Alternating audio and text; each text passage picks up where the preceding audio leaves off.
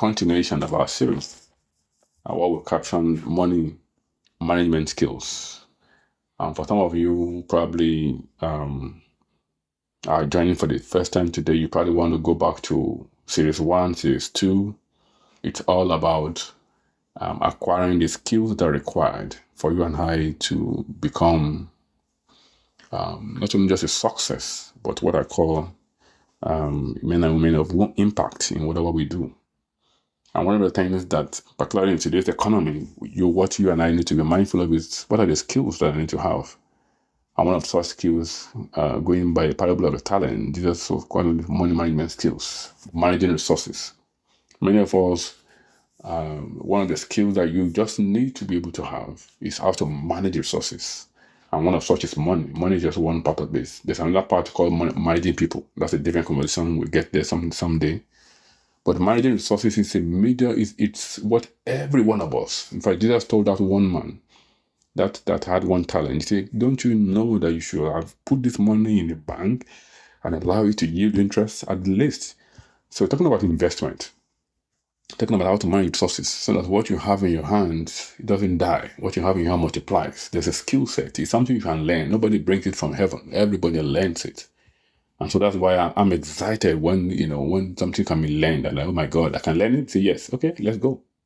So you have to be invested. You have to be invested to be able to make a difference in life. If you're not invested, if you're not committed, you just be wishing. And all of us know that if wishes were horses, any man, even a beggar, we are told will ride.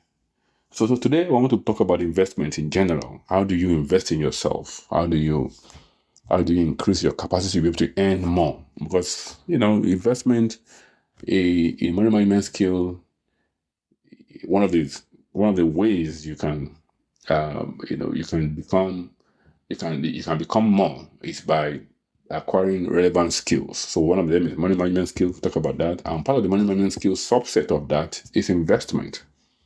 But I think I'll focus today on investing in yourself, because that is the biggest gift you can do. That's the best you can do for yourself. Nobody can do that for you. Only you can invest in yourself. I want you to note that in your note. Only you can invest in yourself.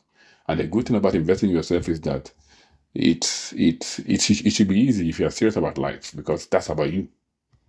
Investment in general, particularly when we talk about money matters, since we're talking about how to multiply your resources, there are lots of investment opportunities. I'll go broadly, but I'll come back to how you can invest in yourself, because that's of course for today. Now, in the world of investment, for many of you, you all know that, like I said, the first thing is earn something. You must be able to earn something, whatever that looks like. That's where it begins from. Earning something, not somebody dash you money. No, you are earning, you are working, you are earning something. Once you can earn resources, you can become rich, you can become wealthy. That's level 1. Level 2, now is what do you do with that money? How can your money work for you? Level 3 is how can you increase your capacity to earn more? Because there are levels in earning. I remember when I started work, we began work earning, matter of fact, the first work, I wasn't even earning nothing. I was just showing up. And then after a while, they were, we just eat and drink and go back to the house. Then after a while, I started earning. And then I began to use the principle of 70-30. Then I didn't realize what I was doing, but earning, spending less than I was earning, so that I can have surplus. Spending less than I can earn, so that I can have surplus. And that's what people tell me, size is hard. It's not hard. If you're ready, you get it done. It's about living according to your size per time. Living according to your size per time. In life is in phases. You also live in phases. You can't, and don't compare yourself with other people. Find what works for you and follow the game plan. So investment in general, I just speak to this, but we can take that up another time. Number 1 of the is savings. So you have savings out of the money you're earning today. You must put yourself under that rule that I must spend less than what I'm earning. So that will tell you have savings. And what savings does is allows you to be able to, among other things, like we always say, it gives an opportunity it gives you a leverage. We can talk about that leverage in another conversation, because that's what I've used a lot to acquire resources that people who are struggling to get. So that savings culture, we talk about that. Investment in general, for example, for some of us who have money in the bank, you have the savings account, you have investment accounts. Some of them are fixed deposit accounts, where you can save money and then they give you, interest on it for a fixed period of time, some 90 days, 120 days, 180 days out of that. We have treasury bills, we have stocks, investments, we have mutual funds. A couple of us have commodities. Some people want to invest in their business, you give them money, they run their business, they give you back a return. Different opportunities to be able to allow your money work for you. In today's world, we have the crypto world, cryptocurrencies, different form of it. Ideal risky, but again, for those who are in there, they have it's about your risk appetite. How much of risk can you take, with your money that you're earning? And my principle to people is start from the regular ones and then grow from there. Start from the regular ones and grow from there. Don't jump to crypto because crypto is popular. No. Start from the traditional ones. It will never go away. From the regular savings, investment in stocks, in bonds, in treasury bills, and then as you grow, then you can begin to take risk with your money. That's why you diversify your portfolio in general. Some people have taken it to the next level, gone to international bonds or what I call dollar-rated investment. So there are various opportunities that your money can work for you, and that's what I'm saying here today. Is these are things you have to learn. And one way that I always encourage all of us, I think I said it in the last session too, buy books or read articles on how to invest your resources, because knowledge is power when it comes to investment. Knowledge is power. And that's one of the, so I'm zeroing in now on why have we gathered here today. What I want to let you guys know before I wrap up today is investing in yourself. That's one of the ways you can multiply resources in your hands. One of the ways you can earn more. I've often said over and over again that one of the best way you can increase your capacity to earn more is to increase your skill level. Invest in acquiring new skills, profitable skills. That will put you on a pedestal of increasing your capacity to earn more. Somebody said we are all doing the same thing, but why are we earning differently? It's a level of our output that defines how they pay us. I remember many years ago, a couple of us joined the company. When I joined, for example, some people were earning probably more than me. Let's say someone was earning 130,000, I was probably earning like 90,000, for example, just for example. But by the time it was like 5 years after or 6 years after, I was probably earning almost like double many of them. And these are guys that would look back and say, what happened? How come these guys earning more than us? The difference is personal development. And so what am I saying here today for all of you listening to me is that personal development is a key to increase your capacity to earn more.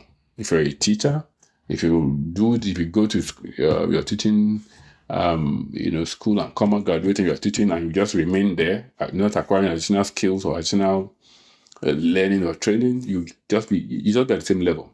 So if you want to increase your capacity to learn, you have to. A lot of people go to school, university, polytechnic, whatever they look like, come out, and that's the last time they ever go to school or to learn anything else. No, you can't go for that way. As a matter of fact, you don't earn anymore because you have spent more years. Some people tell me, I spent 10 years here, by now my salary should be like this. No, it doesn't work that way. You have to invest in acquiring new skills, solve bigger problems, and then you have bigger pay. That's how it works. People are in the companies, a lot of people are earning different money at different levels. Guess why there's a different level of earning?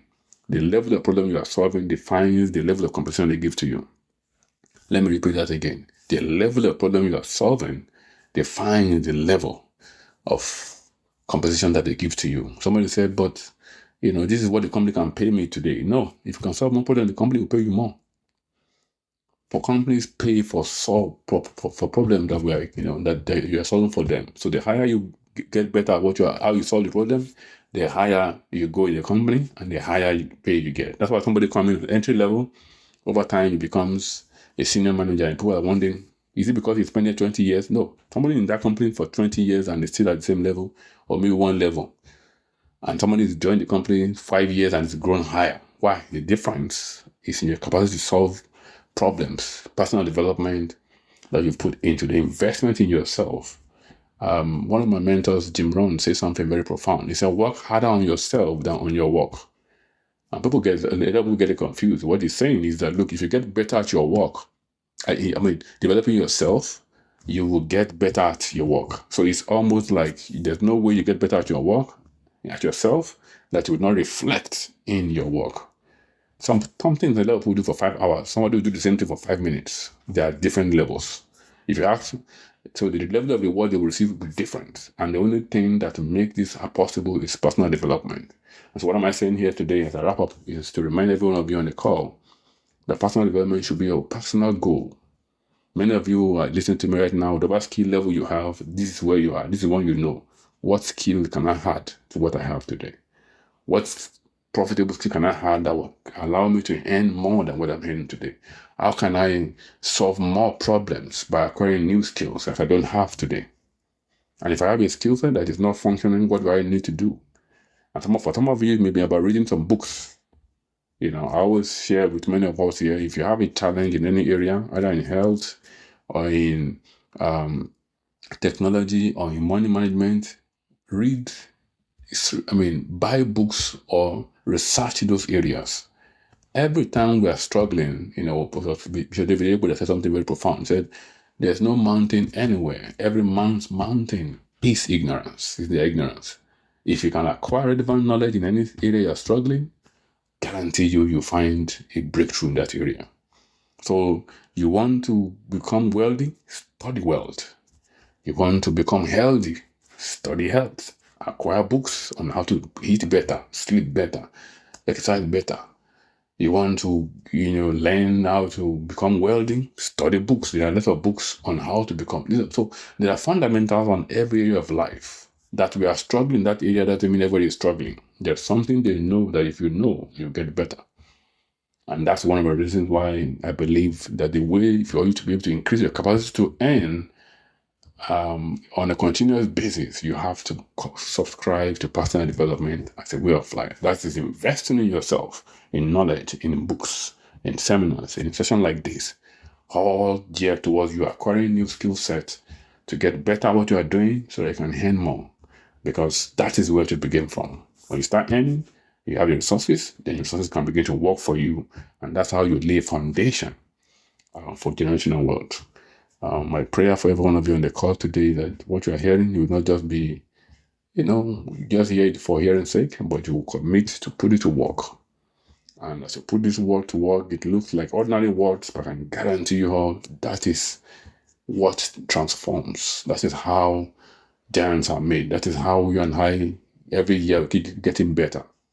And I close with this powerful testimony. I remember, when I joined the Winners Phase many years back, Bishop Idobo, for example, is someone I look from afar.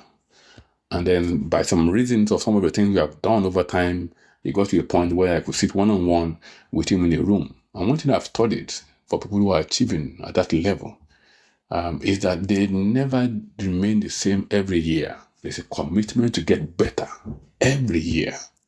I learned that and I've never remained the same.